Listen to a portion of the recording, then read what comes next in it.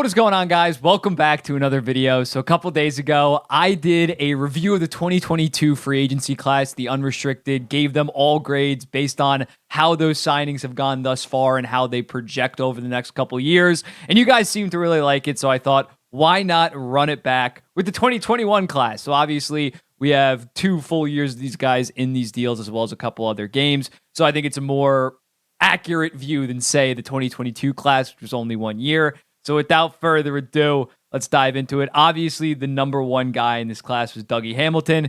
He ended up signing a 7-year, $9 million per deal worth $63 million. For Dougie Hamilton, I think I'm going to go with a B+. Some people might think that that's a little bit low. First year of the deal, the Devils were not that good of a team. He only had 30 points in, I believe, 62 games because he broke his jaw. Why he's only a B+, he was worth $9 million and then some the next year. He is 30 or 31 years old. So when looking at it, he still has 5 years left, and it's definitely a good deal. That's why it's a B+. Over the next 2 years, he should be worth $9 million, and the Devils are going to be competing at a high level. So that's going to be a good deal.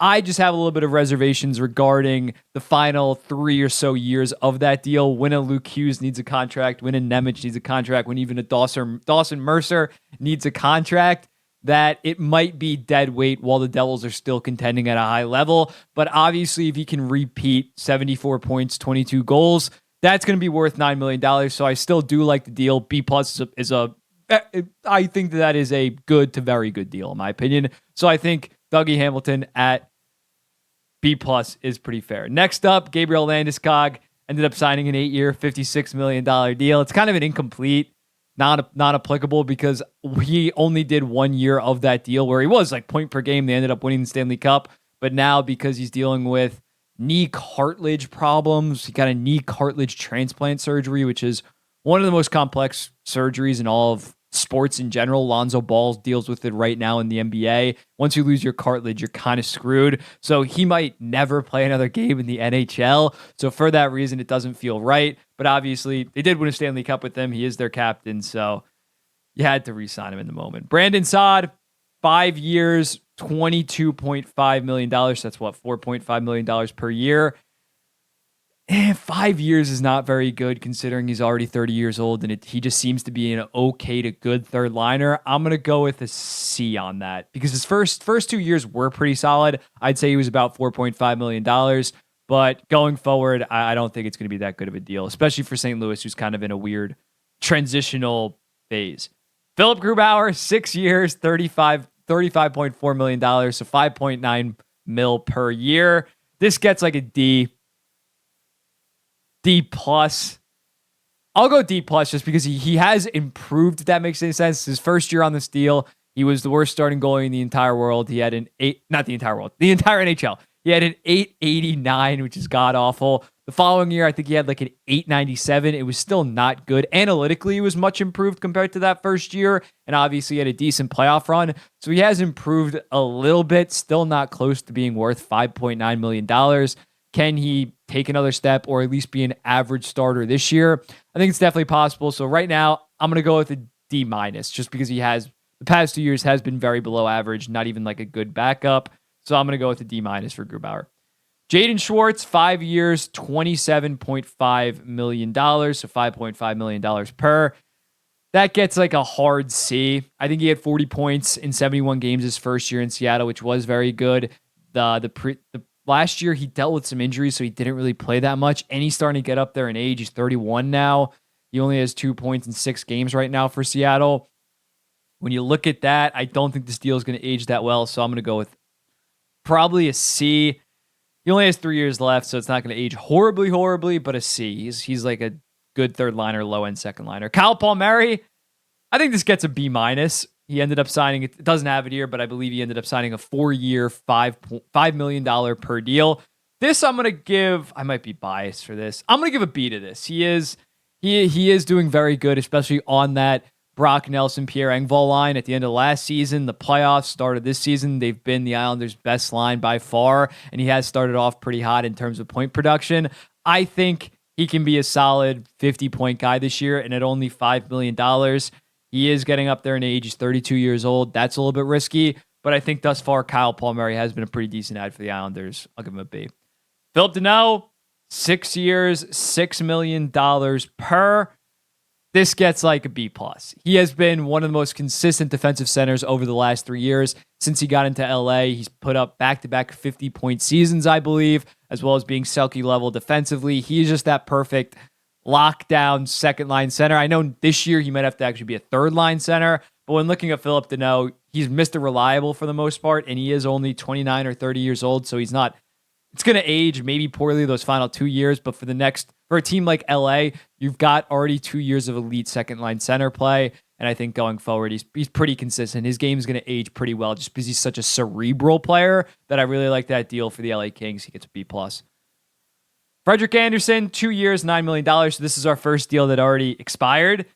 I'd get the first year he was great. He was like Vezina form. The first year he was like in my Vezina ballot, third place. Obviously, that was when Shesterkin won. He was great. He had like a 929, I want to say, arguably, but he had obviously that's playing in Carolina's system that definitely helps you out. But first year he was worth like $6 million. Last year he was good in the playoffs, but in the regular season he had one of his worst regular seasons of his entire career. So in terms of a 2-year, $9 million deal, I'm going to give it a B plus just because that first year was so good and such great value for them that I'm going to respect it. Tyson Barrie, he re-signed with Edmonton in 2021, 3 years, $13.5 million. This gets a B minus. He did put up some decent offensive results the first 2 years of this deal, at least. I believe he had 41 points in 72 games. And then last year, I know for a fact he had 55 points. So he still a liability defensively, but it's only $4.5 million. It's not like he got paid like a Darnell Nurse or a Seth Jones just because he puts up a lot of points. It's only $4.5 million. Edmonton did a decent job at kind of hiding him in their lineup, not putting him in vulnerable spots defensively. So I think 4.5 has been pretty decent value, and I think he already has 4 points in 6 games for Nashville. So he's continuing that. That gets a B minus in my opinion.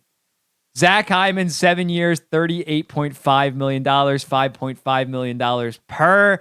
This gets like an A minus. I know his numbers are definitely juiced. He had 54 points his first year in Edmonton, then goes all the way up to 36 goals, 47 assists for 83 points. I know he's not a legit point per game player. I'm not going to act like, oh, for $5.5 million, they got an absolute stud. That's obviously not the case. But Zach Hyman is that perfect grinder that you want playing with other elite talent. He did it in Toronto with Marner and Matthews.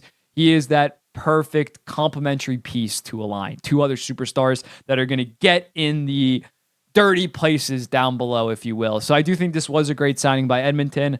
The term isn't great, obviously. He still has 4.5 more years, 5 more years basically on this. It might age poorly, but he does fit in with Edmonton's core pretty well. So I'm going to give this a legit A minus.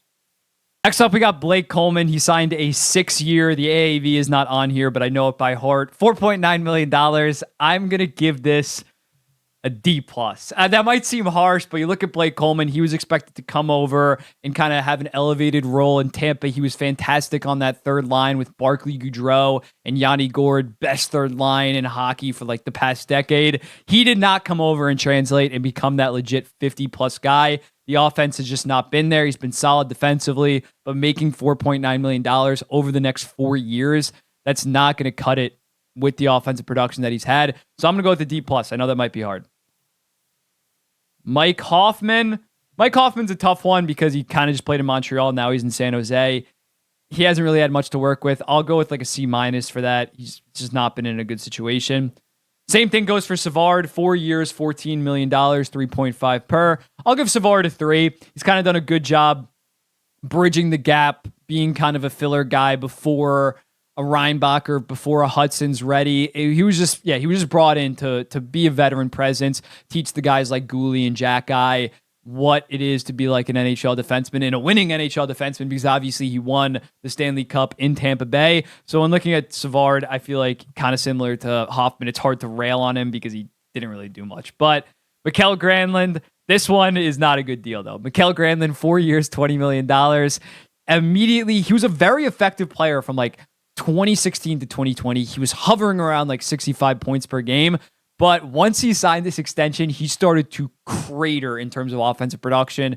He went to like half a point per game. Eventually got traded to Pittsburgh. Pittsburgh, for some reason, gave up like a second rounder, even though he had 2.5 years at $5 million left. Then Kyle Dubas came in and realized, why do we have Mikael Granlund on the books? Let me get rid of him. And now he's in San Jose. He's hurt. He's just going to sit there for the next 2 years and collect his paychecks. This was a really bad deal. This one legitimately gets a D. If I give Blake Coleman a D+, this one's got to be a D. Alec Martinez, 3 years, $15.75 million. It's a tough one because Blake, he plays an important role on Vegas. Was he worth $5.25 million? You probably could have found the guy to do his role cheaper, but when you win a Stanley Cup, could you have, like what's the alternative? He would have also won the Stanley Cup. So for Alec Martinez, I think I'm going to go with a B, just because they did win the Stanley Cup, and Martinez has been a very good veteran presence for that team. Casey Cizikas, I don't even want to talk about that extension. It's fine right now. Casey Cizikas is a very good player. I'd probably give it a C. He's a very good player, but they gave too much term for him. Wenberg, I don't want to talk about it. Oh, Ryan Suter, the Ryan Suter one. Let's definitely talk about this one. The Wenberg and the other one's kind of irrelevant. Ryan Suter, 4 years, $14.6 million. $3.625 million per year, I believe. This is a disaster. This one gets a D. Yeah, this one gets a D. It's on the same level as the Granlund and the Grubauer one. I don't know why the Dallas Stars were running to give a 37-year-old a 4-year deal as soon as he got bought out by the team. It makes absolutely no sense. It really not set the Dallas Stars back because they've been very good. But last year in the playoffs, he was a massive liability. He's not a legit top 4 guy anymore. He can maybe play on your third pair. And considering he has a year and a half left now on his contract at this cap hit, it's not going to age well, man. Brandon Montour, I almost said Brian Montour. Brandon Montour, that gets an A, maybe even an A+. 3 years, $10.5 million, 3.5. I'll give it an A+. Because he was so good last year. And even the year prior, he was pretty solid. I think he had something like 37 points, sounds right about. He was about a half a point per game center at $3.5 million. That's a steal. Then when you go for 74 points last year, that's an utter steal. This year, he's obviously hurt, but once he returns, he should be around the 60-point offensive defenseman for the Florida Panthers. This was another steal of a re-sign by Zito. Gotta move my hair. Thomas Tatar, 2 years, $9 million. I'll give this a B. Tatar was a good piece for them last year, 48 points. Kind of stunk it up in the playoffs, but a good two-way guy. And then Linus Ullmark, this might be the one we finish off on. 4 years, $20 million. This is also pretty easily an A+. People say that he's a system goalie. You don't randomly, just because you're a system goalie, put up a 938 and like a 1.9. What did he do last year? And then even the prior year, he was a 917. And this year, he's 963. So wow, he is a very good goalie. Even in Buffalo in years before, he was a good starting goalie. And he has really found his groove in Boston and is playing out of his mind. So at $5 million, is he a top 5 goalie for me? No, but he's either number 6 or number 7. To get that at $5 million is an utter steal. That's an A+ signing. The rest of these are kind of irrelevant. But let me know in the comments. What do you think about these grades? Who was I too harsh on? Who was I too should have gave a better grade to? I want to hear from you guys. Like, comment, subscribe, all that good stuff. And I will be seeing you in the next one.